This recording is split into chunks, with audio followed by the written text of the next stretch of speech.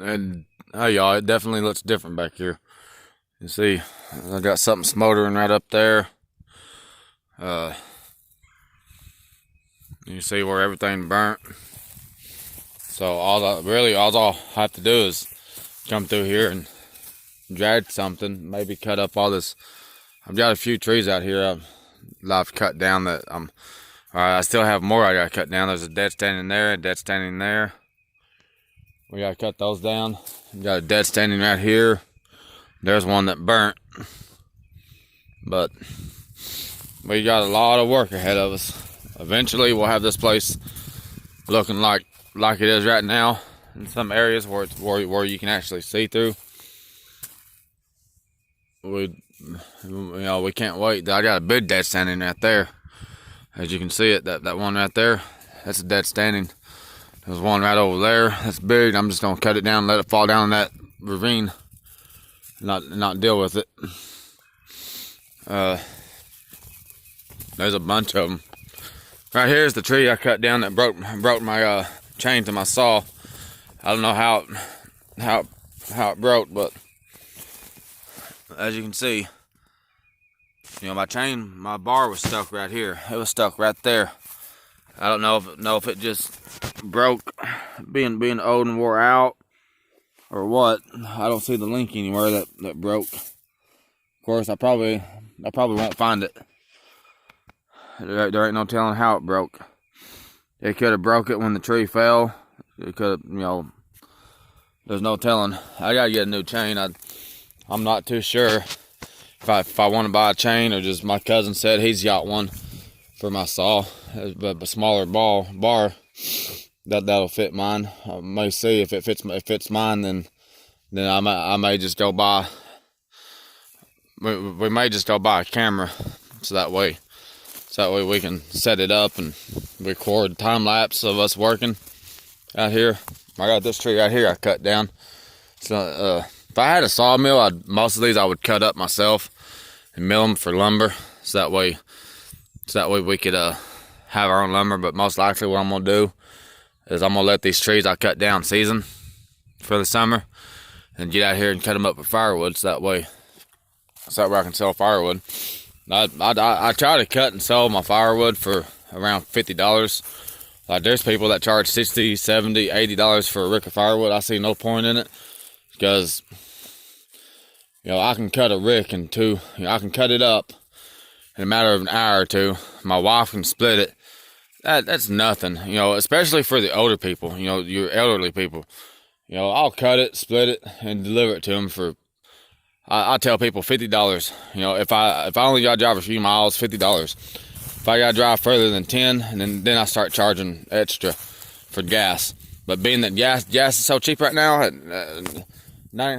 gas is 97 cents a gallon right now in Westville.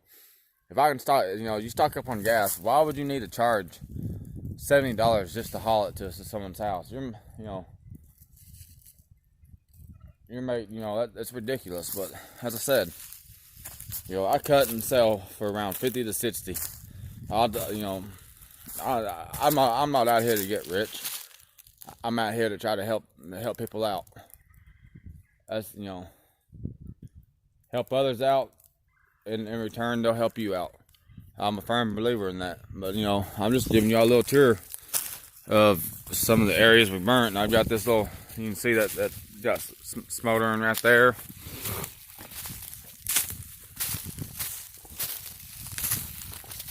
Really, all the fire did was burn away the top layer of leaves. If you rake down, you can see. Well, actually, it did pretty good. You got just mainly dirt now. Well, once it rains really good and it washes all this off, it'll probably be down to dirt, and then we'll see native species come back. Which I'll have to, you see, like right through here, you see all these small trees.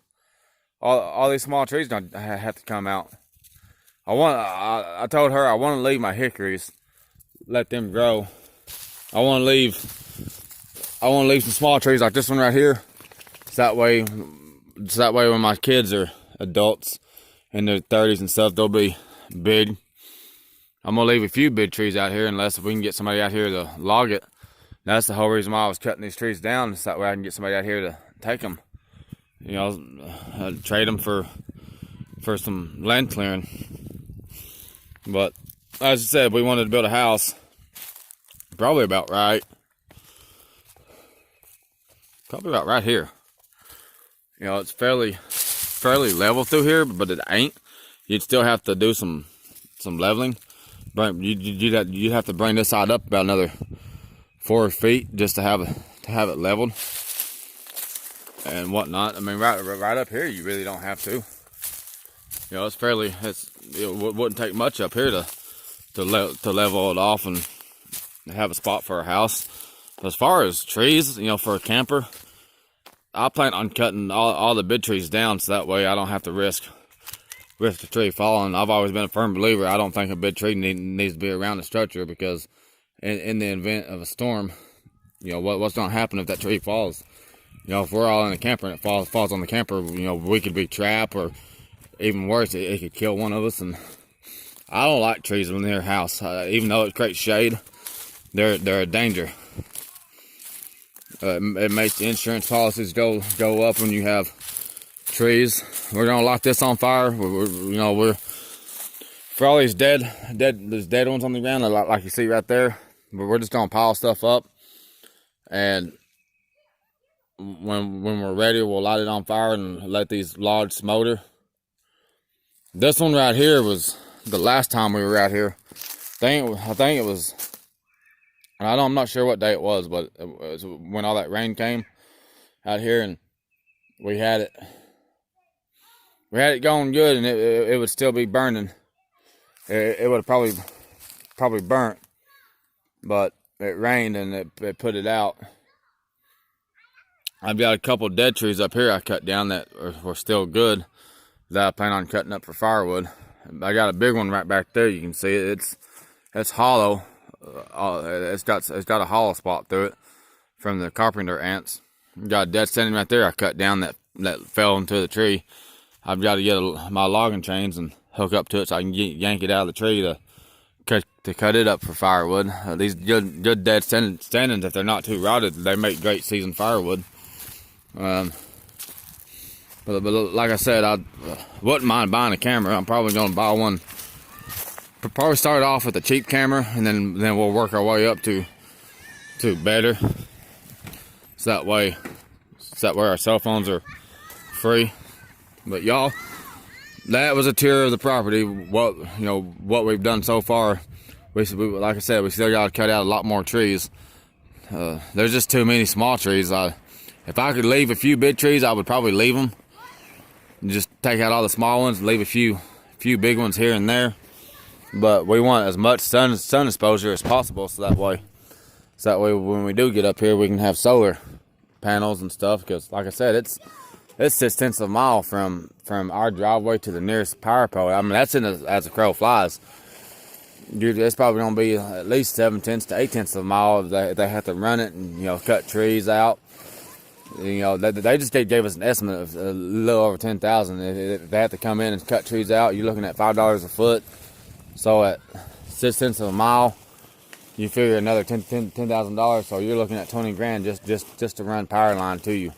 It's just, unless you can get a couple of the landowners to apply their credits to make it cheaper, that's the only way to really make it work. But so we'll probably be off grid for a few years until we can have power line ran in. So I guess I'm gonna say bye.